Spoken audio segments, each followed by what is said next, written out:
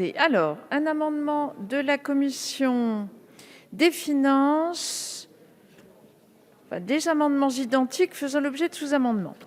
Donc, monsieur le rapporteur général, au nom de la commission des finances.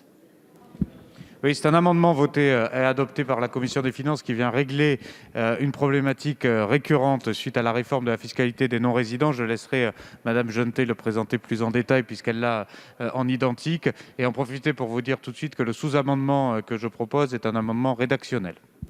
Merci. Alors, Madame Genetet. Merci Madame la Présidente. Effectivement, cet amendement vient corriger une réforme qui avait été entamée il y a 2 ans. Il s'agit des revenus perçus en France de contribuables qui se trouvent à l'étranger. Ils sont environ 260 000.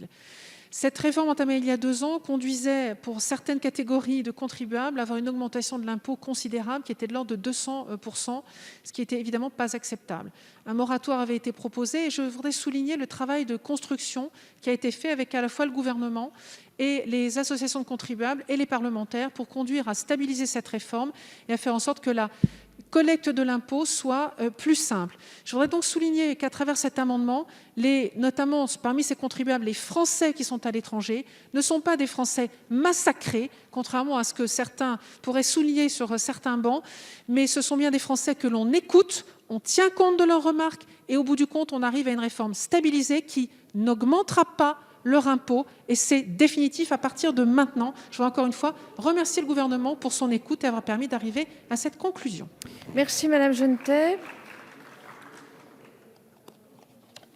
Alors, le sous-amendement est rédactionnel. On peut considérer qu'il a été présenté, monsieur le rapporteur général. Le sous-amendement a été présenté. Donc, monsieur le ministre, sur le sous-amendement et ces amendements. Merci Madame la Présidente. Madame Genetet l'a dit à l'instant, la réforme de la fiscalité des non-résidents a été initiée il y a maintenant plus de 2 ans.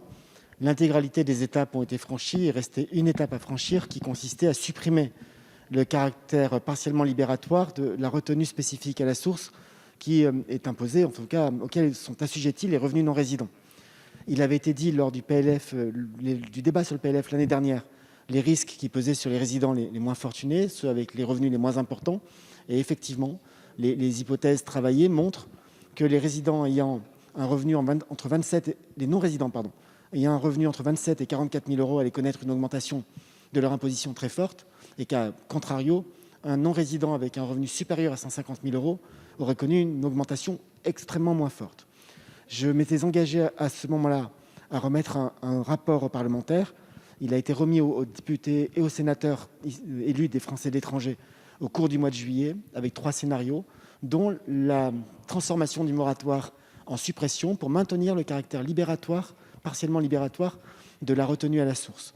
Il y avait d'autres scénarios consistant à élaborer des barèmes, à préciser des décotes ou autres crédits d'impôt qui nous paraissaient extrêmement complexes, sans avoir la garantie de répondre aux attentes des non-résidents, des contribuables non-résidents. L'amendement présenté par Mme Genetet, l'identique de la commission des finances, tels qu'ils ont été présentés, ont un avis favorable du gouvernement. Nous nous étions engagés à trouver un terrain d'entente et un point d'aboutissement avec les parlementaires des Français de l'étranger.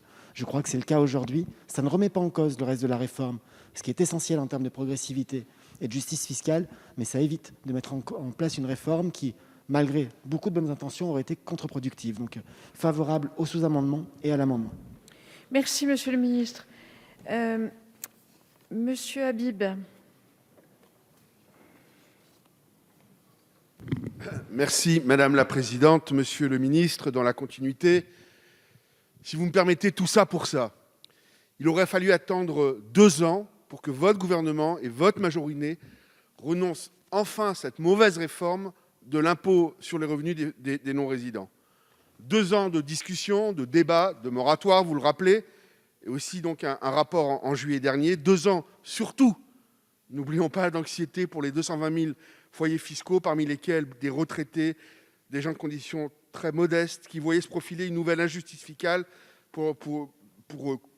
Après des hésitations palpables, vous l'avez rappelé, il y a 1 an avec l'acceptation du moratoire, le 6 octobre en commission des finances, vous avez heureusement fait marche arrière avec le maintien de la retenue à la source spécifique, partiellement libératoire.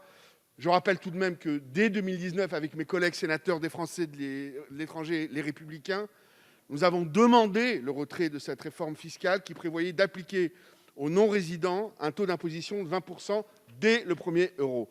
Concrètement, cela aurait entraîné pour certains foyers une imposition multipliée par 2, par 3, et vous le disiez même tout à l'heure, par 10, monsieur le ministre. Et qui auraient été les plus touchés? Vous l'avez dit, les plus modestes. Le 19 septembre 2019, j'écrivais déjà à l'époque à Gérald Darmanin, votre prédécesseur, pour dénoncer cette bombe fiscale. Il y a 2 ans, deuxième lecture, j'étais seul ici dans cet hémicycle, mes chers collègues des Français de l'étranger, pour demander le retrait pur et simple, seul. Le présent amendement réitère cette demande. C'est, semble-t-il, chose faite. Monsieur le ministre, je m'en félicite. On ne va pas faire la fine bouche. Mieux vaut tard que jamais. Je note, et si vous me permettez un mot, Madame la Présidente, en aparté, il y a la question de la CSG-CRDS sur les revenus du capital pour les personnes affiliées à un régime étranger de sécurité sociale dans un État autre qu'un État membre, mais on en reviendra peut-être un peu plus tard. Je vous remercie. Merci, Monsieur Habib, qui avait ainsi défendu votre amendement 535. Donc, je vais mettre aux voix d'abord le sous-amendement ayant reçu un avis favorable, qui est pour, qui est contre. Il est adopté. Je mets aux voix les amendements identiques 1119 et suivants, ainsi sous-amendés, qui est pour, qui est contre. Ils sont adoptés.